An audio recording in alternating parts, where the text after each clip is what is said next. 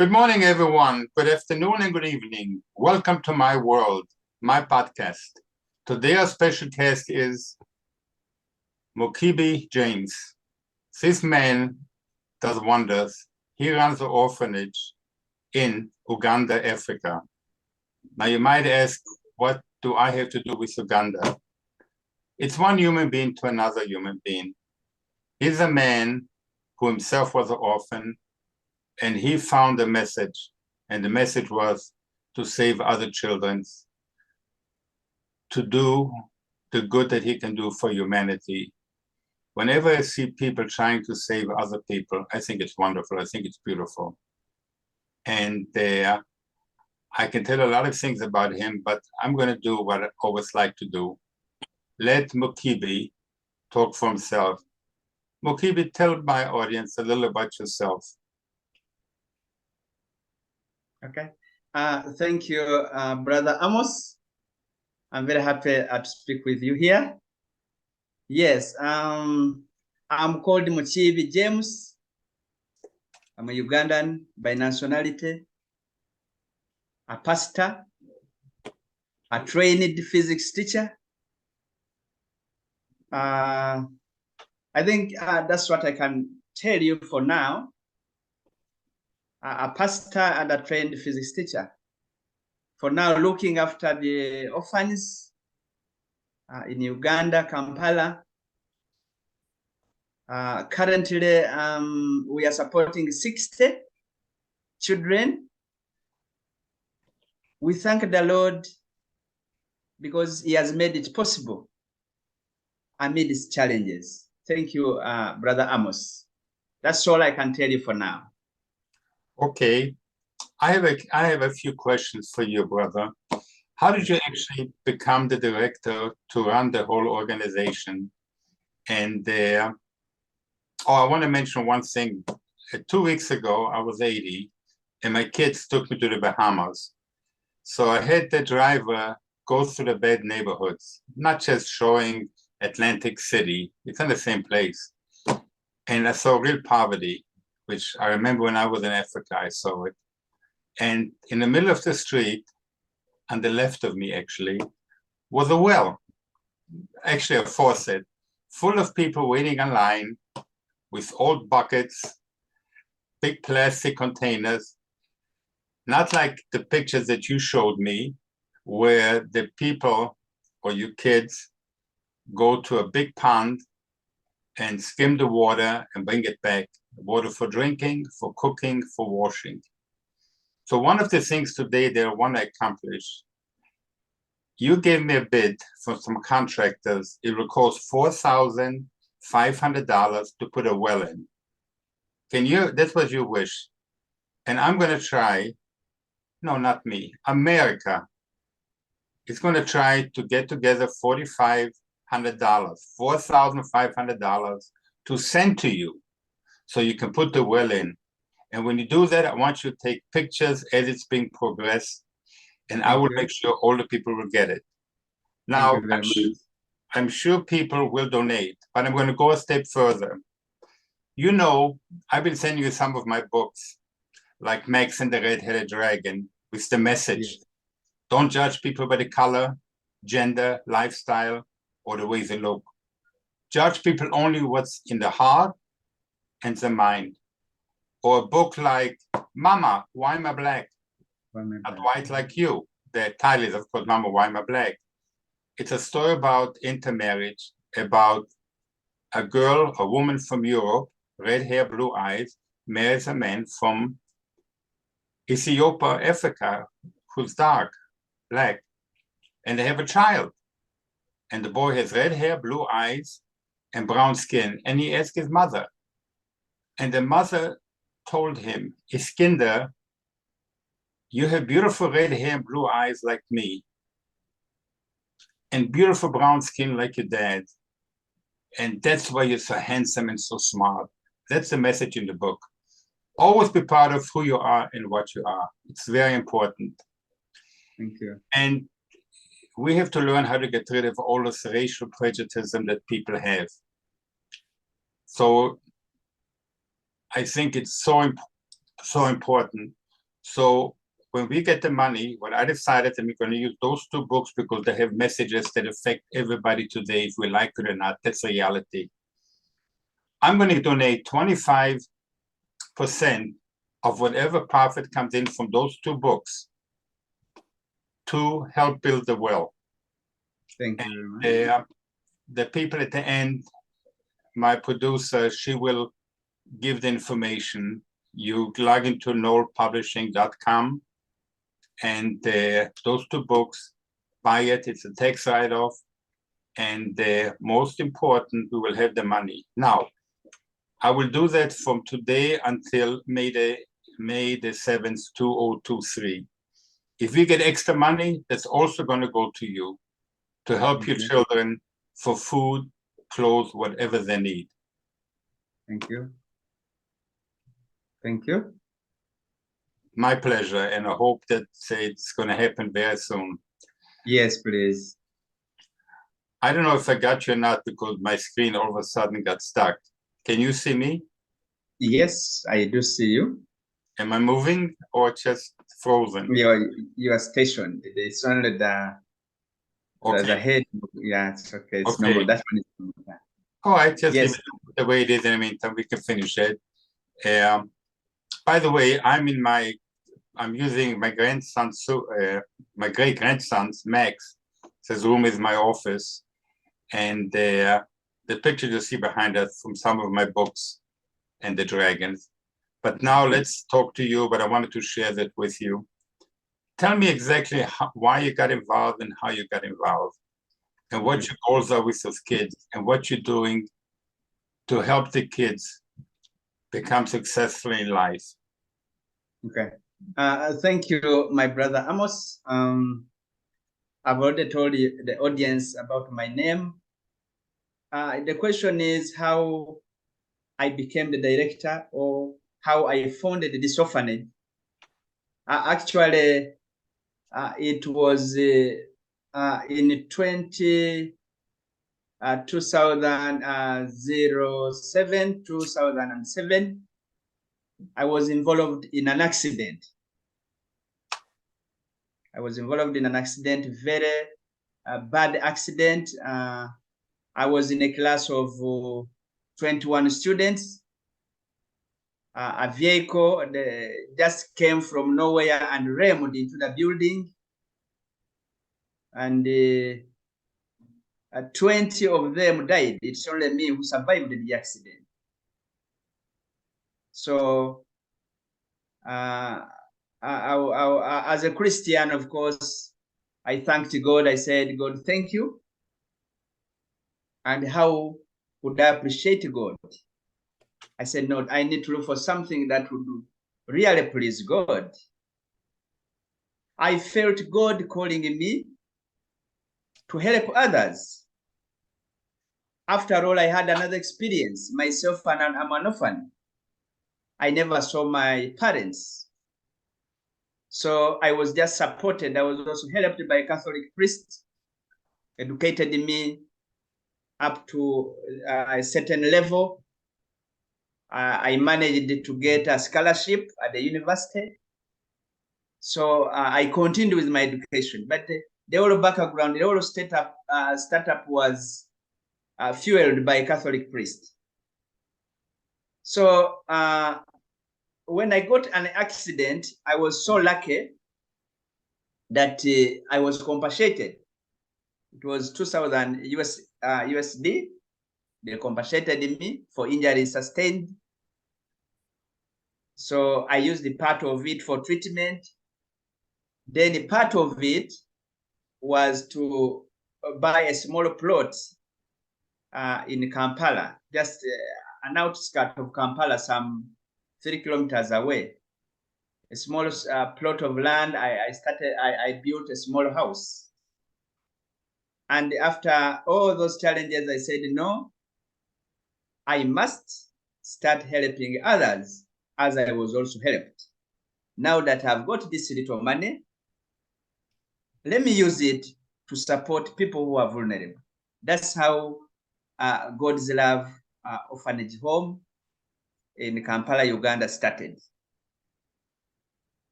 Today, I'm looking after 60 double orphans.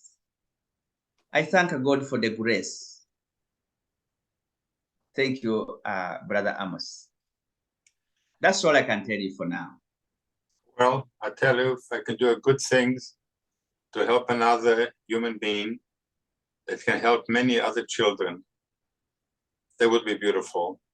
And America is a very generous country, I'm sorry. And it would be nice if people can donate. I'm going to use that tape, even though the picture froze right now. I'm going to make sure it goes to all the churches, organizations. I'm going to make sure it's.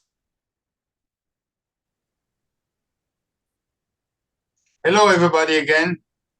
It's Amos at my podcast. I'm sorry about the little computer problem we had, or the internet, actually. So let's continue. One of the things when we left off was Mukiibi was talking about how he got into running an orphanage. What are your dreams?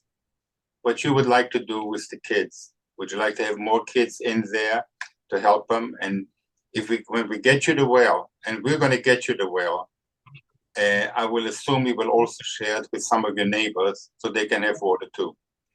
And it will be beautiful. And whatever leftover money from that will all go to your organization to help the kids. And hopefully that will be a message that we as people, Black, white, Chinese, whatever, it's one human race. It's brothers, sisters helping each other. That's so important. And God willing, we won't forget it. You told me once that God works in mysterious ways. Maybe he does. Yeah, sure. So I'll give you that, and tell us your dreams. Yes. Thank you again.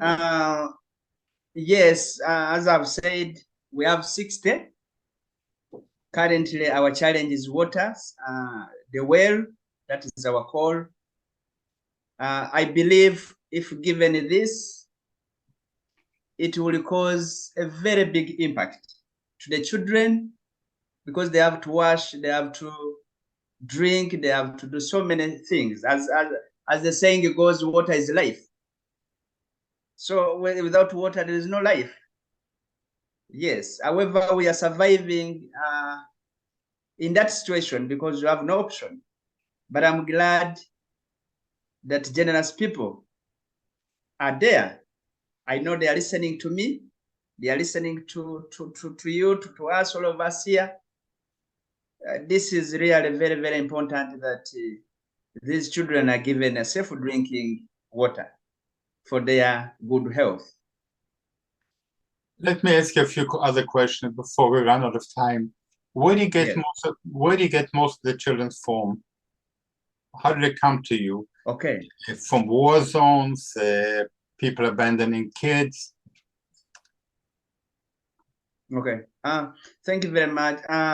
Actually, most of the kids we have, I've got some that have been brought to me by the police. They are completely orphans. Yes. And maybe some of these children were taken to police, and when the police look around, they see Mukiibi is an option. So they bring some to me. The others from the community I've witnessed myself. I've attended the burial ceremonies for their parents, for their guardians. Others are brought to me by the local councils, and they have had some from the court. Of course, the court, you get court orders for some of the children. And so that's how I've filled up this number.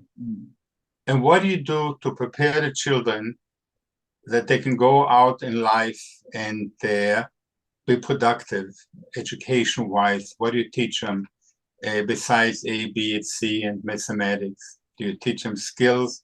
that they can go out and create jobs or work for them or work for people? Yes, please. Actually, as these children grow, I've realized that they have to live with me because they can't live with me permanently. They have to go and join the world. So what we do currently is to train them with vocational skills. We have some girls here who have been trained in hairdressing.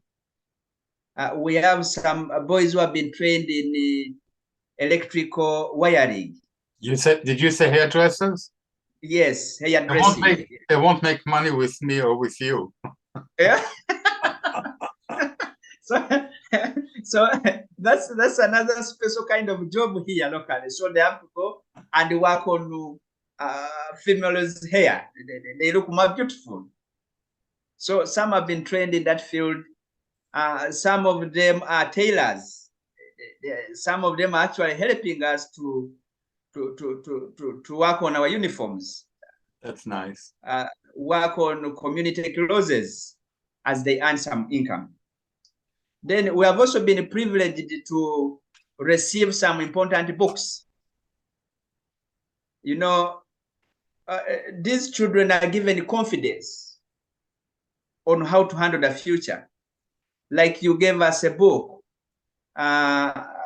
Max. You gave us some interesting books, Mama, Why Am I Black?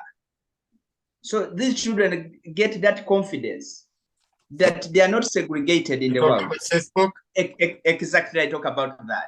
You see? So that is a very, very nice book. As children, in fact, they have been preparing to come to produce a video out of it because they feel that the book captures their mind. The book talks more about their future. They feel very confident that they also matter in life. So what I'm doing at God's Love Orphanage Home is to make sure that I put confidence, I build confidence in some of these children, in actually our children, so that when they go out, they can explore the world. And the good news at the moment, those who have left me are working. Some of them are supporting their own families. So I'm quite happy that we are doing a good job. So important. The other book that I was mentioning is, of course, Meg, Red-Headed Dragon. Why I chose those two books is because they have very important messages. And when you told me once that the kids really love the messages and you sent me some pictures, I appreciate it. And by the way, I'm not trying to sell the books right now. What I want to do is I want to take proceeds from the book and donate them so you can have the well and whatever you need. And hope that's the beginning of, how should I put it, of money coming into your orphanage. Tell the audience the name of your orphanage. Thank you. Okay. Yes. The name of my orphanage is God's Love Orphanage. God's Love Home Orphanage. Well, sadly, we have a lot of orphanage all over the world. And somebody asked me why. As a matter of fact, there was a gentleman from Nigeria. He asked me, he's a professor, why don't you give it to Nigeria? Why are you doing it for Uganda? I says, because one day a gentleman by Mukiibi called me up and asked me if I can help. It was back quite a few years actually. And it was an email, and I don't know why, but the way you asked for it, I was taken by it. And I said, you know something? Let me do what I can to help the orphanage. And the first thing I did is I sent you some books. Yes. Because they had the messages in it. And now we'll have a chance to see how generous America is, the American people, and all the churches and their organizations, because you could also qualify. Now I'm doing it through Children's Obesity Foundation, which is www.obesitystops.org. We will show it at the end. And the books they have to buy under Knoll Publishing. And then of course I'll take care of my part. But hopefully we'll get enough money to take care of that and more. And even so, it's just a little teeny thing that I'm doing. But you see the smiles on the kids' faces. It's worth $1 million, and it comes from my heart. And I like to see you smile, and hopefully one day I'm going to come over and visit you. Any questions you want to ask me? Yeah. Maybe if I may ask you, Brother Amos, is there some probably suggestions that you would put forward on how best to send these children to the world? I'm sorry, Yes. go on. No, it's okay. Yeah. Possibly you would also suggest, advise on how better I would make them self-sustainable. If there is an idea, please don't hesitate to communicate. We will. And I have already a list of people I'm going to send the tape to with a nice cover letter. And this has nothing to do with me as a businessman making money. It's just life has been very fortunate to me. And things happened to me in life too. I was shot, I drowned, and the airplane crashed, and I always walked away. Like you talked about your accident. And I always thought, people told me sometimes, boy, Amos, you're the most unluckiest person in the world. And I laughed and I said, no, I'm the luckiest man alive. I should be there 20 times over. And if I can do things, because just from the heart, no condition, no gimmicks or anything else, I love to do it. Especially when I used to go to book signing and still do book signing events. I was in one last year, and when the book came out, Mama, Why Am I Black? And it was mostly in the community, intermarriage and Black people.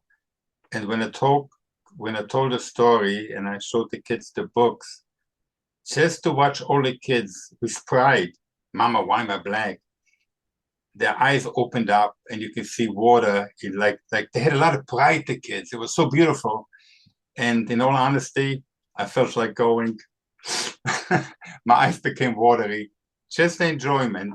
So I gave them the books. I didn't even charge money for it.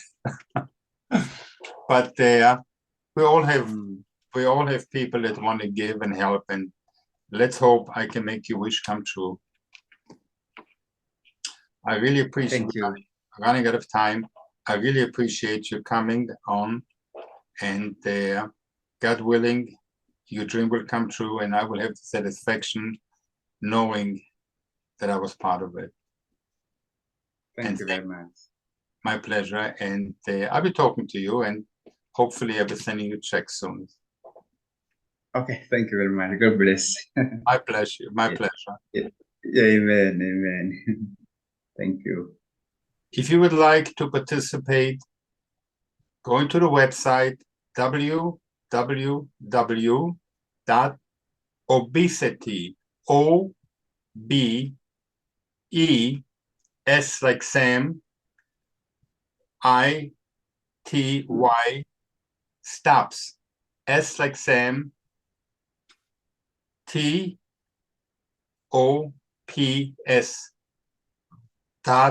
.org. And we will make sure